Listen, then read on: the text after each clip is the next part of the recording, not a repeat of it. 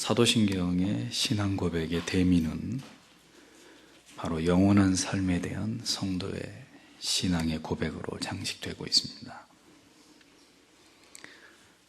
예수 그리스도를 구주로 영접하고 그리고 회심을 경험하며 중생의 삶을 살아가게 될 때 성도는 이제 영생에 참여하는 자가 됩니다.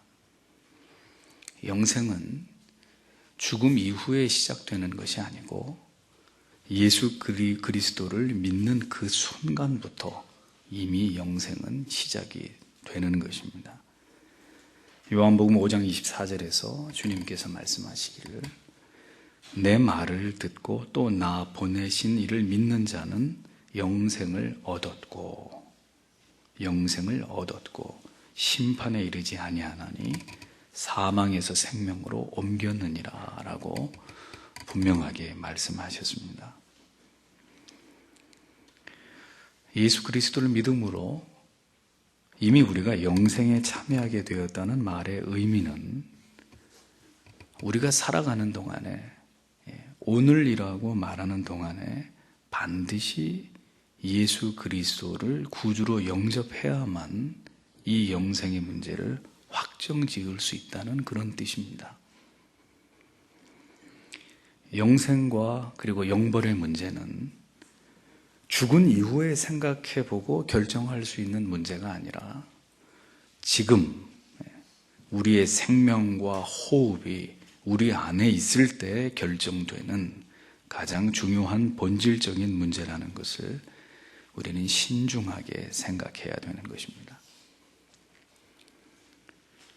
죽음 이후의 문제는 죽음 이후에 결정되는 것이 아닙니다. 많은 사람들이 내세의 문제, 사후의 문제들은 차후에 생각해도 괜찮을 문제라고 생각하면서 살아갑니다. 많은 성도들이 천국에서 받을 상급과 영광의 면류관은 죽음 이후에도 생각해도 될 문제라고 그렇게까지 생각하지는 않아도 분주하고 고단한 삶에서 자꾸 신앙의 초점이 현세적인 것에만 치중되는 그런 경향성의 두드러짐을 부인할 수가 없습니다. 죽음의 문제, 내세의 문제, 영생의 주제에 대해서 둔감하게 되고 이것을 중요하게 인식하지 않고 대부분의 신앙생활의 시간들이 그저 스쳐 지나가는 그런 일들이 다반사이죠. 그러나 여러분, 죽음은 결코 멀리 있지 않습니다. 오늘이 기회입니다. 나의 회심과 거듭남을 확인하고 구원의 확신과 그리고 날마다 진리 안에 거하는 삶을 통해서 성령의 인치심을 경험하고 나의 영생의 문제를 진지하게 묵상함으로 죽음 이후에 주님 앞에서 우리가 얻게 될 상급을 쌓아 나가는 일들을 우리가 신중하게 여겨야 되는 일은 결코 내일의 문제가 아니라 내가 살아있는 오늘, 날마다 하루하루 최선을 다해야 될 문제라는 것을 잊어서는 안 됩니다. 이것은 매우 실제적인 문제입니다. 절대로 막연한 일이 아닙니다. 사도 바울은 고린도전서 15장에서 육체의 부활을 분명하게 못 받고 있습니다. 먼저는 그리스도의 부활을 설명하면서 그 후에 그는 그리스도의 부활이 모든 믿는 자들의 육체적 부활의 보증이 된다고 말했습니다. 바울은 그리스도의 부활과 성도의 부활은 매우 밀접하게 연관이 되어 있고 그래서 만약 어떤 사람이 우리 몸의 부활의 가능성을 부인한다면 그는 또한 죽은 자 가운데서 부활하신 그리스도를 부인하는 것과 마찬가지라고 단언합니다. 그래서 성도에게 있어서 이 부활이라는 단어는 부활이라는 주제는 부활주의를 전후해서만 떠올리는 주제가 되어서는 절대로 안 된다는 것입니다. 살아있는 동안 언제나 말씀드립니다만 우리가 살아 숨을 쉬고 있는 동안 성경이 말씀하고 있는 모든 내세에 관련된 주제들에 대해서 우리가 자주 묵상하고 이것을 사모하고 육체의 죽음, 그 이후의 내세를 바라보고 그것을 소망하는 간절한 영혼의 정서들을 절대로 소홀히 하거나 그것을 잃어버려서는 안 되는 거예요. 결국 우리의 신앙의 궁극은, 그리고 성도의 영광은 현세로 끝이 나는 것이 아니고 부활과 그리고 영생으로 귀결되는 것이기 때문입니다. 그리스도의 부활은 우리의 부활이 이루어질 사실에 대한 모형입니다. 그래서 바울은 로마서 8장 11절에서 그리스도 예수를 죽은 자 가운데서 살리신 이가 너희 안에 거하시는 그의 영으로 말미암아 너의 죽을 몸도 살리시리라 라고 했습니다. 또 빌립보서 3장 21절에서도 우리의 낮은 몸을 자기 영광의 몸의 형체와 같이 변케 하시리라 이렇게 말씀하고 있는 것을 볼 수 있습니다. 오늘은 신자의 사후에 관련된 중요한 말씀을 드리려고 합니다. 자, 이 땅에서 그리스도를 믿음으로 이미 영생을 얻게 된 성도들이 죽고 나면 어떻게 되는 것일까요? 신자인 우리가 죽으면 우리의 몸은 땅속으로 들어갑니다. 하지만 우리의 영혼은 하나님이 계신 곳, 성경이 말씀하고 있는 그 하늘에서 그리스도와 함께 하나님의 면전에서 거하게 됩니다. 그것이 죽은 신자들의 상태이고 모습입니다. 그 상태는 기쁘고 그리고 즐겁고 이미 영원한 이제 안식 속으로 들어간 그런 상태입니다. 죽은 성도의 영혼은 그것이 영혼이라 할지라도 지금 자신이 영생에 들어왔고 그래서 정말 기쁘고 감격스럽고 그리고 너무나 형언할 길이 없는 즐거움을 자기가 맛보고 있다는 것을 뚜렷하게 느낄 수 있는 그런 의식이 있는 상태에서 그 하늘에 거하게 되는 것입니다. 그렇기 때문에 성도 여러분, 여러분들의 믿음이 진실되고 그리고 여러분들의 회심이 분명하다면 참된 성도는 죽음 이후에 우리가 거하게 되는 그 복된 장소와 그 상태에 대한 매우 실제적인 소망이 우리 안에 있어야 합니다. 신앙은 결코 관념적이거나 추상적인 것이 아닙니다. 죽음 이후의 세계에 대해서 성도는 절대로 불가지론적인 입장을 취해서는 안 됩니다. 그 죽어봐야 알지. 그런 입장을 취해서는 안 돼요. 그것은 그가 거듭나지 않은 자라는 것을 보여주는 방증이 되는 것입니다. 하이델베르크 요리문답 58문답에서 영원히 사는 것을 믿는 신앙의 의미를 다음과 같이 요약했습니다. 영원히 사는 것에 대한 조항은 당신에게 어떤 위로를 줍니까? 라는 교리의 질문에 그 해답은 현재도 내가 영원한 기쁨의 시작을 나의 마음 가운데 경험하고 있는 것과 같이 이 삶이 끝마쳐진 후에도 나는 그 누구의 눈도 본 일이 없고 그 누구의 귀도 들어본 일이 없고 그 어떤 인간의 마음으로도 상상하지 못할 그런 완전한 복됨, 즉 영원토록 하나님을 찬양하는 복됨을 갖게 될 것이라는 위로를 나에게 줍니다. 이렇게 기술하고 있습니다. 성도의 죽음은 우리의 영혼과 육체가 더 이상 죄를 범할 가능성이 전혀 없는 그런 피조물로서의 가장 온전한 영혼의 상태에 이르는 것을 의미합니다.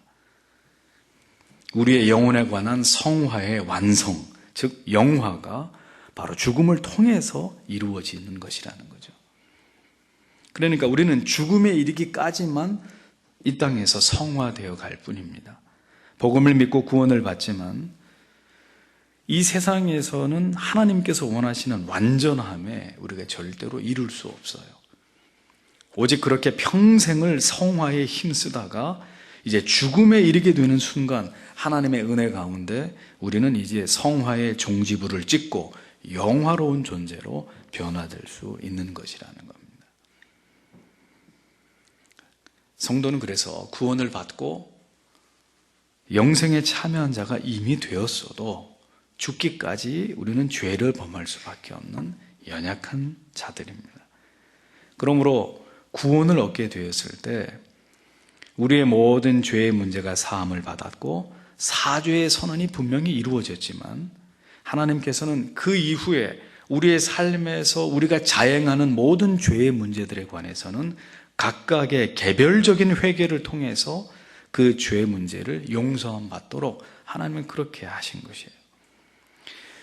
그러므로 구원받은 성도의 삶에 그 스스로 날마다 자신의 삶을 돌아보면서 내가 하나님 앞에 지은 죄에 대한 날마다의 반복적인 회개가 있다는 것은 바로 우리가 구원을 받은 하나님의 자녀이고 우리의 삶이 지속적으로 지금 성화를 향해 나아가고 있다는 것을 보여주는 명백한 증거가 되는 것입니다.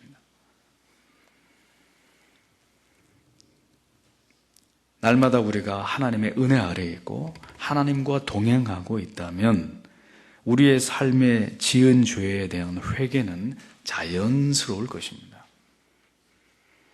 하지만 은혜가 다 소진되고 하나님과의 거리가 점점 멀어지게 될 때 우리에게 있어서 죄에 대한 돌이킴과 회개는 버거운 짐이 되는 거예요. 무슨 놈의 회개를 그렇게 날마다 해야 됩니까? 하고 질문하지 마십시오. 그것은 날마다 우리가 죄를 지을 수밖에 없는 연약한 존재라는 사실을 부정하는 것밖에 되지 않는 거예요. 우리가 육신의 정결을 위해서 날마다 우리의 몸을 씻는 것과 마찬가지로 우리가 범하는 죄의 문제에 대해서는 늘 회개함으로 영혼의 정결을 주 앞에서 유지하기 위해 노력해야 하는 것이 그것이 신앙의 도입니다. 그러나 성도가 그렇게 성화를 위해 진력한다 하더라도 우리는 아까 말씀드린 대로 이 세상에서 절대로 완전한 성화에 이를 수 없는 법입니다. 죽음을 통해서 하나님과 그리스도께서 계신 하늘에 우리가 거하게 될 때야 비로소 우리는 히브리서 12장 23절에 말씀하는 것과 같이 온전케 된 의인들의 영, 그 상태에 있게 되는 것이라는 거죠.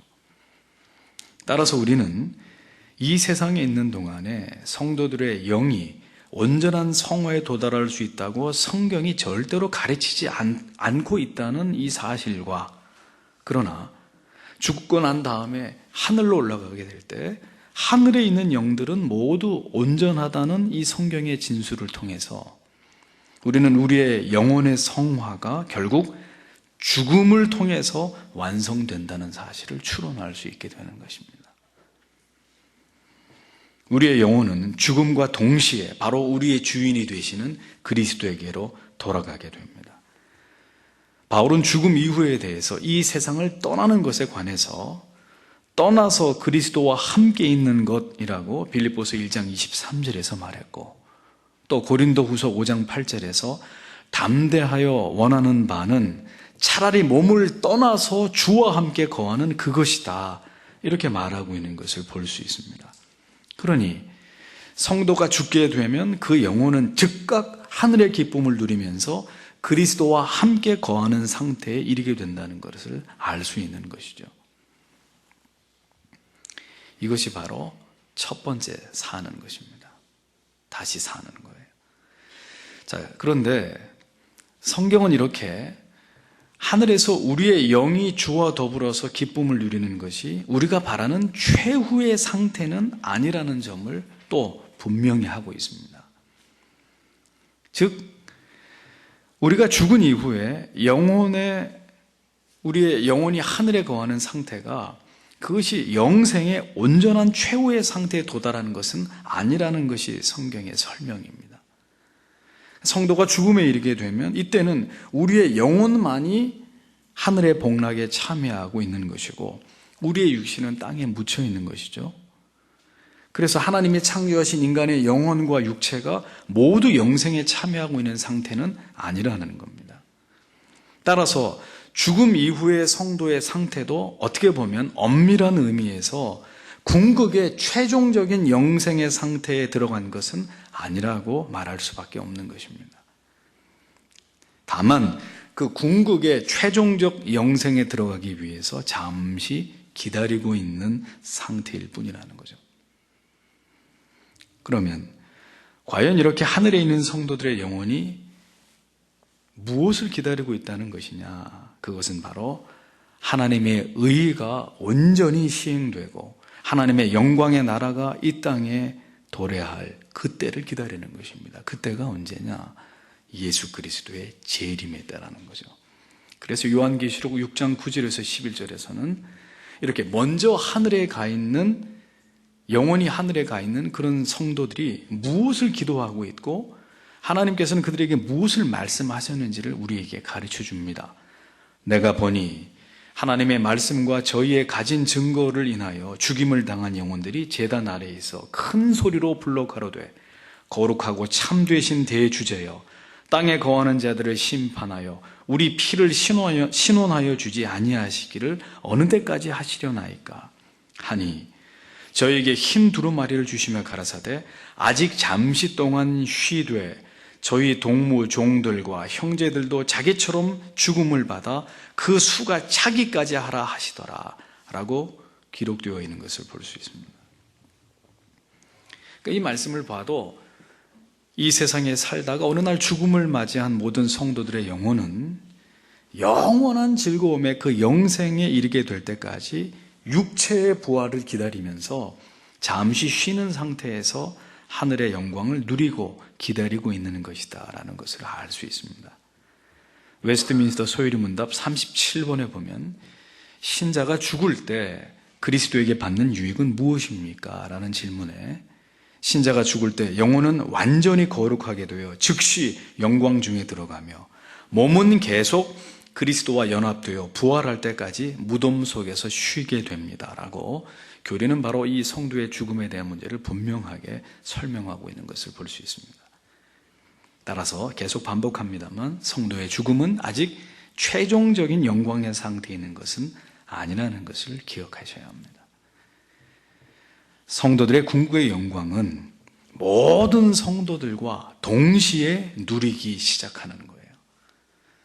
따라서 성도 개개인이 죽어서 이르게 되는 하늘과 그곳에서 맛보는 영광과 복락은 궁극의 영생의 상태는 아니라는 것. 그래서 성도의 궁극의 소망은 바로 우리 주께서 재림의 주로 마침내 이 세상에 다시 오실 때 비로소 모든 먼저 죽은 성도들의 몸이 부활하게 되고 마침내 우리의 영과 육이 다시 하나가 되어서 비로소 그때까지 살아남았던 자들이든지 먼저 죽은 성도들이든지 바로 그 그리스도의 재림을 통해서 궁극의 영생에 이르게 된다는 것, 그 소망을 교회와 성도가 굳게 붙들어야 되는 것입니다. 그것이 최종적인 소망이고 우리에게 주신 하나님의 약속이라는 거예요.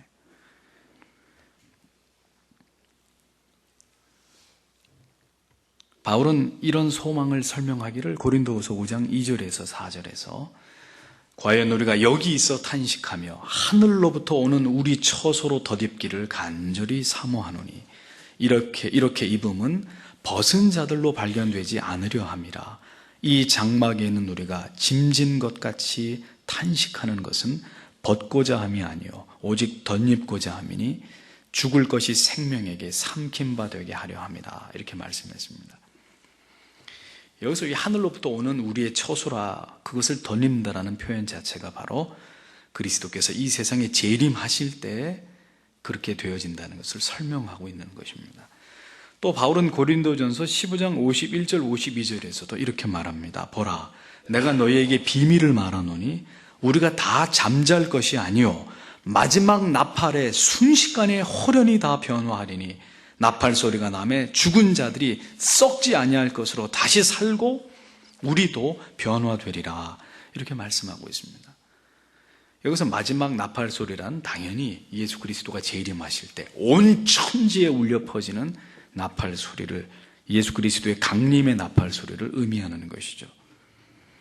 그 재림의 시기에 영혼과 육체가 다시 결합하고 영화로운, 영원히 살릴 수 있는 존재로 우리가 호련히 변화될 것이라는 말씀을 하고 있습니다. 자, 우리가 지금도 그렇지만 이런 얘기들이 굉장히 따분하게 들린단 말이에요.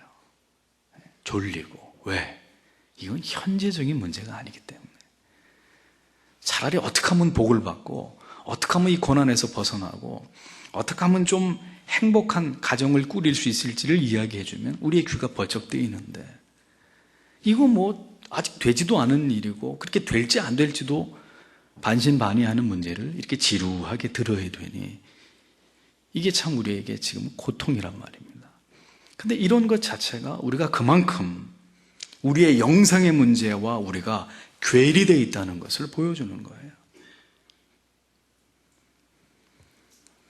데살로니가전서 4장 16절과 17절은 이 부분을 더 자세히 묘사하기를, 주께서 호령과 천사장의 소리와 하나님의 나팔로 친히 하늘을 쫓아 강림하시리니 그리스도 안에서 죽은 자들이 먼저 일어나고 그 후에 우리 살아남은 자도 저희와 함께 구름 속으로 끌어올려 공중에서 주를 영접하게 하시리니 그리하여 우리가 항상 주와 함께 있으리라. 아주 정확하게 주님이 재림하실 때 어떤 일이 일어날 것인지에 대해서 성경은 여러 군데에서 명확하게 이것을 우리에게 예언하고 있습니다.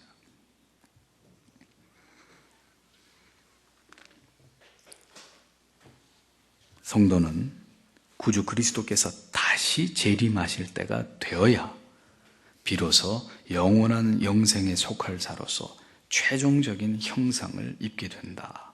성경의 말씀입니다. 이것이 궁극의 영화, 영생, 구원의 모든 과정의 종국이며 그 극치라는 것을 성경이 보여주는 거예요. 사랑하는 성도 여러분, 여기까지 우리는 성도의 죽음과 그리고 그 죽음 이후에 우리가 거하게 되는 것과 그리고 마침내 그리스도의 재림을 통해서 우리가 영원히 거하게 될 천국에서의 영생을 설명드렸습니다. 자, 그렇다면 이제 오늘 우리의 신앙의 모습을 돌아보아야 할 것입니다. 그 마지막의 순간이 오기까지 오늘 성도들이 굳게 붙들어야 될 주제는 그러면 무엇이 되는 걸까요? 세상에서의 복입니까? 영화입니까? 세상에서의 번영입니까? 형통입니까? 성도가 굳게 붙들고 소망하고 날마다 묵상해야 될 위대한 신앙의 고백과 그 주제가 무엇이어야겠습니까? 답은 Eternal Life, 영원한 삶이라는 거예요. 영생이라는 거예요. 내세에 대한 분명한 확고한 신앙과 소망, 그것이 이 땅을 사랑하는 모든 성도들의 가슴 속에 떠나지 않아야 될 가장 본질적이고 핵심적인 우리가 붙들어야 될 신앙의 주제가 된다는 겁니다. 영생의 간절한 기대와 소망과 갈망이 있어야 눈에 보이는 이 세상의 것들을 무시할 수가 있는데 그것이 안 보이니 이 땅의 것에 집착하고 연연하면서 살아가는 것입니다. 누가? 성도들이.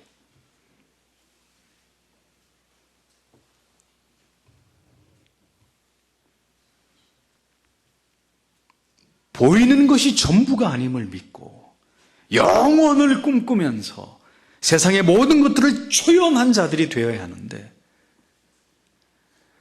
그렇게 살아가는 성도들이 많지 않다는 것은 우리 안에 내세에 대한 확신도 점점 가물가물해져 가고 있다는 것입니다.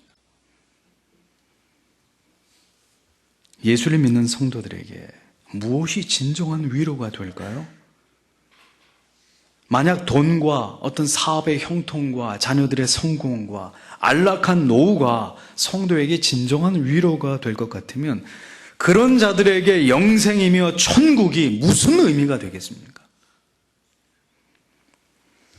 우리는 왜 궁극의 소망과 기쁨이 있음에도 자꾸 이 세상에 제한된 기쁨 그리고 유한한 즐거움에 자꾸 집착하려고 하는 것일까요? 결국 우리 안에 또렷한 내세에 대한 갈망과 확신, 죽음 이후에 우리가 하나님의 자녀이기에 우리에게 주어질 보상과 영광스러운 상태에 대한 소망이 결국 우리 안에 지금 현저하게 부족하기 때문이라는 겁니다. 부인할 수가 없어요.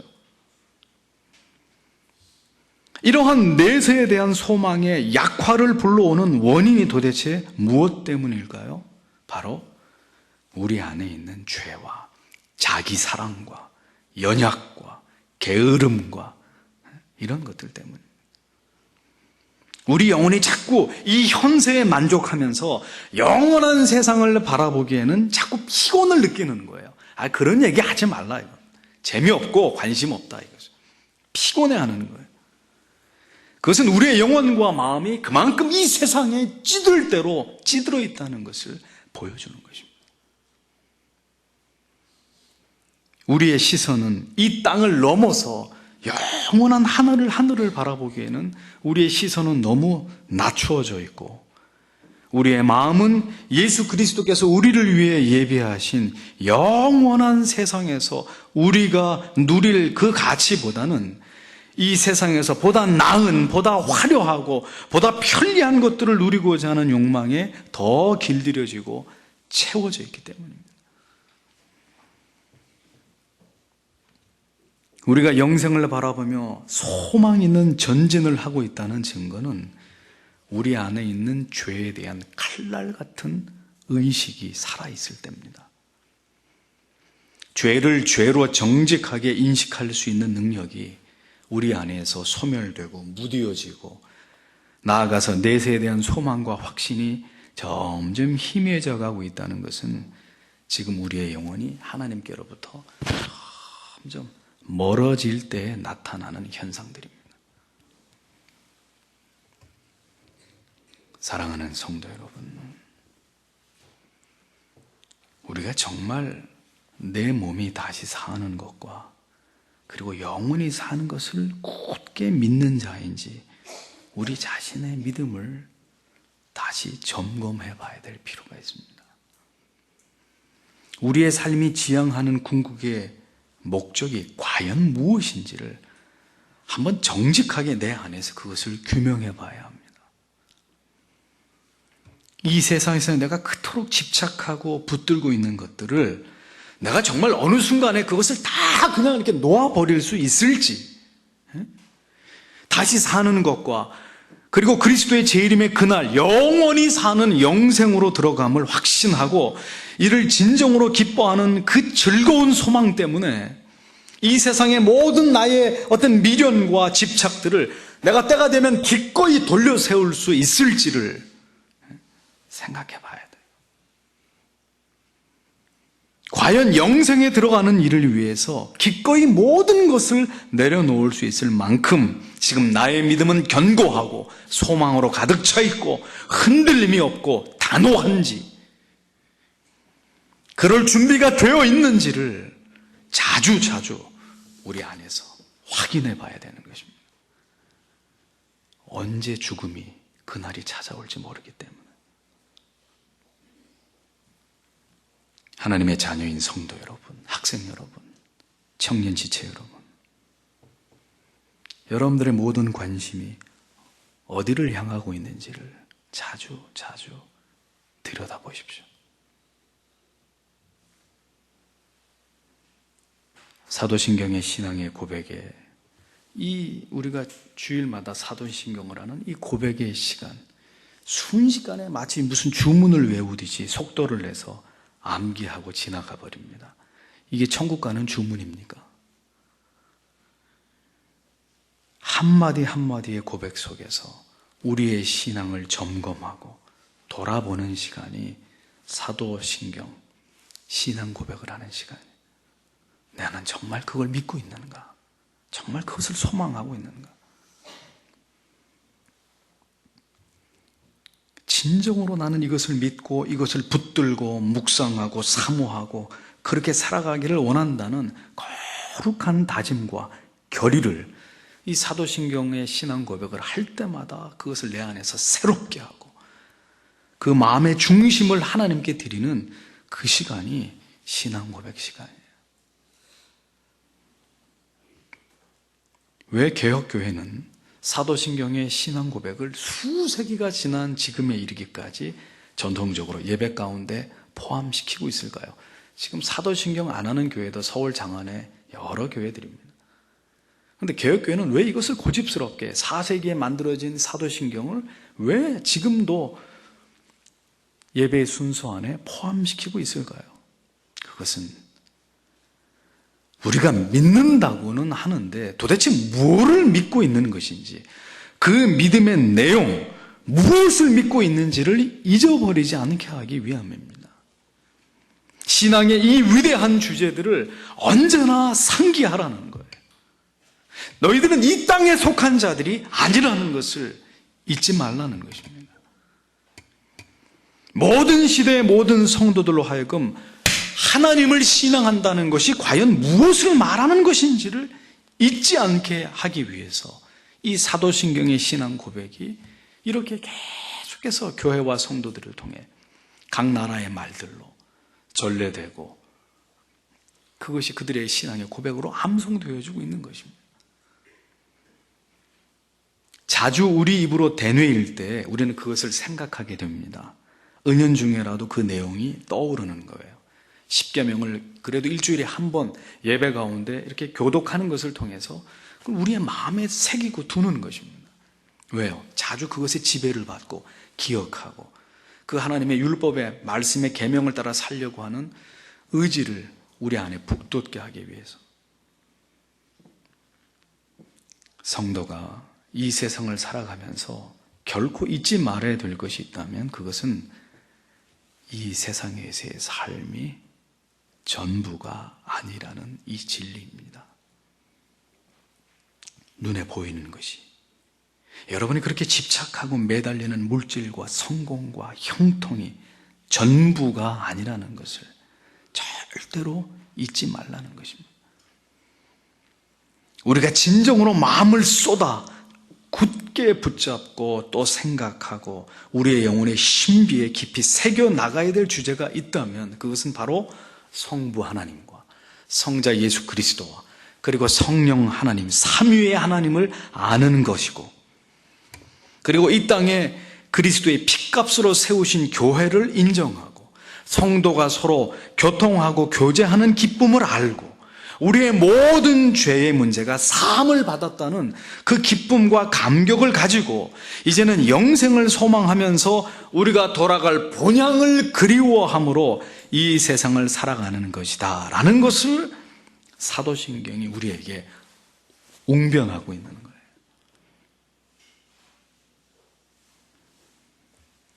이 모든 신앙의 내용들이 바로 우리가 이 세상을 사는 동안 우리가 마음을 다해서 추구하고 깨달아가고 그리고 소망해야 될 주제들임을 사도신경이 우리에게 가르쳐주고 이것을 우리의 마음에 깊이 새기라고 말씀하고 있는 것입니다. 세상 사람들이라야 이 세상에서의 삶이 전부이고 끝이기 때문에 그들은 오늘도 치열하게 물질에 매이고 명예에 매이고 권력에 매이고 인기에 매이고 자아 성취에 묶여서 그렇게 살아가지만 성도들은 이것에서부터 자유한 자들이 되어야 한다는 겁니다. 무엇을 위한 성공이냐? 도대체 무엇을 위한 자유이냐? 무엇을 위한 출세이고 결혼이고 학업이냐?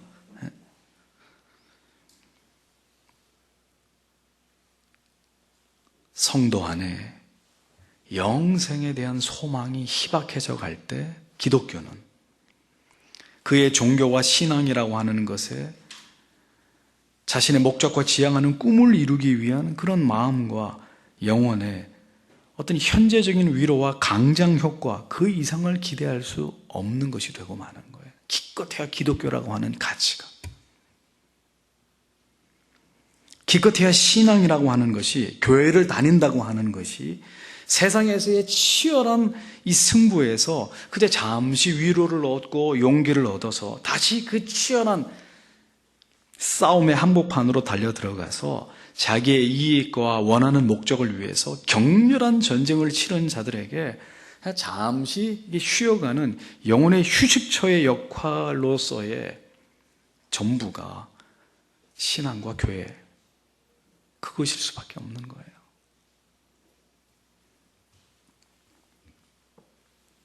언젠가 찾아올 죽음과 부활을 전혀 생각하지 않고, 그래서 그가 교회를 다니고는 있지만 그의 신앙의 끝이 영생과 있다 있지 않는 거라면, 그저 현세의 기복과 평안과 안식과 순간의 마음의 어떤 희열과 위로만이 전부라고 믿고 우리가 붙드는 것이 기독교이고 만약에 진리라면, 그것을 기대하는 것이 교회라면 우리는 번지수를 잘못 찾은 거예요. 그 정도 위로받을 수 있는 데는 세상에도 많이 있습니다.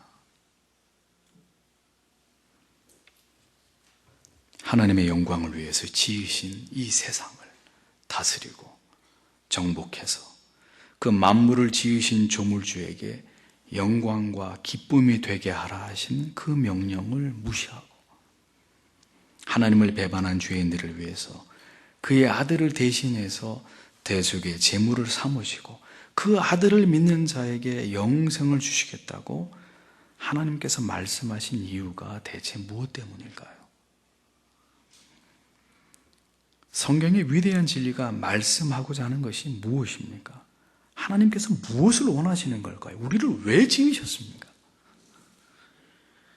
그렇게까지 우리를 놓지 않으 하시고 사랑하시는 그 하나님의 사랑, 결국 모든 하나님의 사랑하는 자녀들을 구원하셔서 영생에 이르게 하시기까지 하나님께서 우리와 관련해서 이 모든 일들을 지금도 이루어가고 계시는 그 이유가 무엇 때문일까요? 그 무엇 때문에 인간을 만들고 세상을 만들어서 그렇게 하나님이 괴로워하시고 그래서 아들을 보내고 아들을 죽게 하고 믿으면은 그래서 영생을 얻게 하겠다. 그래서 영생 가운데 우리를 불러서 그 대체 하나님이 뭘 원하시는 거냔 말이에요.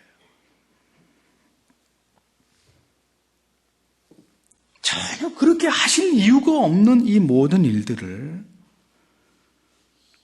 왜 이 장구한 역사 속에서 그분이 이루어 오신 것일까요? 여러분, 자다가 생각해도 놀라운 한 가지가 뭔지 아세요? 하나님께서 나와 영원토록 함께 하시고 싶어 하신다는 사실입니다. 나 같은 미천한 존재를 예수 잘 믿고 죽으면 잠시 하늘에 있다가 그리스도께서 재림하실 때 다시 우리의 영혼과 육체가 결합해서 영원히 사는 존재로 변화되어서, 그래서 영원히 하나님 곁에서 하나님의 그 품 안에서 우리를 위해 그분이 만드신 그곳에서 영원히 우리와 하나님이 함께 하시고 싶다는, 구원해 주신 것만 해도 감사한데 그걸로 끝이 아니라 영원히 천국에서 영원히 끝이 없는 거예요.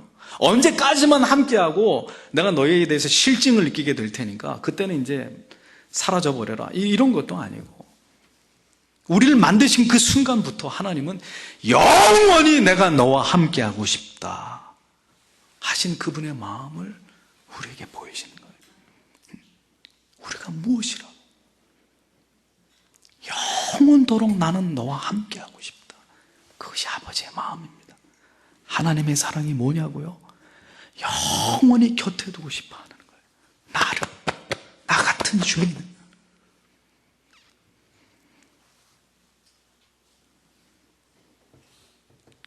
그것이 하나님의 사랑입니다. 영원히 그분 앞에서 살아가게 하는 그것을 바라보시고 기뻐하고 즐거워하시는 거예요. 여러분들이 그런 은혜를 받은 사람이라는데 그게 안 기쁘세요? 그게 좋지 않으세요? 이 하나님의 마음을 알아서 그 모든 진리에 대해서 성도가 화답할 수 있는 단 한마디의 말, 그게 뭘까요? 아멘입니다. 사도신경의 그 마지막도 아멘, 진실로 그렇게 되기를 원합니다 라는 마지막 고백입니다. 나는 이 모든 진리가 그대로 되리라는 것을 믿습니다. 그러니까 감격적으로 이 사도신경의 모든 고백을 다 하고 난 다음에 이야, 이게 도대체 얼마나 큰 축복이냐, 이거는 뭐 설명할 길이 없는 그런 은혜를 내가 받은 것이로구나 하면서 아멘, 꼭 저는 그렇게 되기를 바랍니다.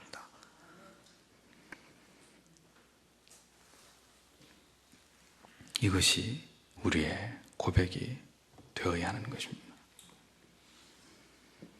여러분은 진실로 하나님을, 예수 그리스도를, 그리고 성령님을 믿으십니까? 거룩한 교회와 성도의 교통과 죄사함의 감격이 여러분의 신앙을 지배하고 여러분들에게 진실로 영생을 얻고자 하는 그 갈망과 믿음이 오늘 여러분 가운데 내 안에 있는지를 확인해 보세요. 여러분들이 믿는다고 주장하는 것이 도대체 무엇인지를, 오늘도 내가 믿기 때문에 왔는데 도대체 그 믿는 그 믿음에 무엇이 담겨 있는지를 다시 한번 마음으로부터 진실되게 정리해 보세요. 나는 정말 이 모든 신앙의 고백의 내용을 믿고 있는 신자인지, 오늘도 내가 붙들고 있는 건 도대체 무엇이지? 나는 지금 무엇 때문에 교회에 나와 있는 것인지 돌이켜 생각해 보십시오. 모든 이 신앙의 고백 속에 나의 삶이 있고, 그리고 나의 삶의 한복판에 그 고백에 대한 진정성, 그 고백에 대한 진실성이 나타나야 합니다. 수많은 성도들이 이 고백을 믿고 따라서 그들이 고백하던 그 길로 갔고, 우리도 지금 그 길을 향해 가고 있는 사람들입니다. 그러면 성도 여러분, 부디 참된 기독교인들이 되세요. 진정한 성도들이 되세요. 영생을 소망하면서 하나님과 나는 언젠가는 함께 영원한 시간 속에서 존재하게 될 자라는 것을 잊어버리지 마십시오. 신앙은 관념도 추상도 아닙니다. 매우 실제적인 것입니다. 그렇게 되어질 것을 미리 알고 확신하고 가는 거예요. 그 길로 가는 거예요. 문제는 이 땅의 것에 집착할수록 영원한 곳을 사모하려고 하는 감각이 점점 소멸된다는 것입니다. 유한하는 곳에서 무한한 곳을 사모하고 사유하는 노력이 없으면 영생을 확신할 수 없게 되는 것이고, 우리가 확신할 수 없는 곳으로 우리가 들어가게 되는 일은 절대로 일어나지 않는 것입니다. 그러니 오늘 여러분 무엇을 사유하고 묵상하고 계시는지를 보세요. 진실로 여러분들이 천국을, 영생을 확신하는 자인지를 여러분들이 자주 생각하고 골똘히 마음을 쓰고 있는 그 주제가 무엇인지를 생각해 보는 것으로 가늠해 보시란 말입니다. 이것은 지금 생각하지 않으면 영원히 기회가 없을 수도 있는 문제들이에요. 분명히 말씀드립니다. 영생을 자주 생각하는 자에게 영원한 삶은 그에게 매우 실제적인 것으로 소망되고 기대되고, 그리고 경험되고 더 강렬하게 갈망하게 되는 것입니다. 영생이 없다고 믿고 혹은 영생을 관념적으로 이해하고 영생에 대해서 무관심하게 살아오던 자가 어느 날 죽게 됩니다. 그 자에게 영생이 보장될까요? 혹 그가 영생에 이르게 되었다고 해도 당신은 천국에 들어갈 수 있습니다 라고 말해준다고 해도 그 사람이 그것을 과연 기뻐할까요? 그것은 불가능한 일일 것입니다. 왜냐하면 그는 한 번도 그것을 간절히 원한 적이 없었기 때문에, 간절히 원하지 않은 것이 일어나게 될 때 그건 당연히 기뻐할 수 없을 거예요. 그게 뭔지를 알고 기뻐해요. 사모한 적도, 간절히 갈망한 적도 없었는데. 한 번도 꿈꿔보지 않은 일이 일어났다고 해서 그게 기쁠 턱이 있겠냔 말이에요.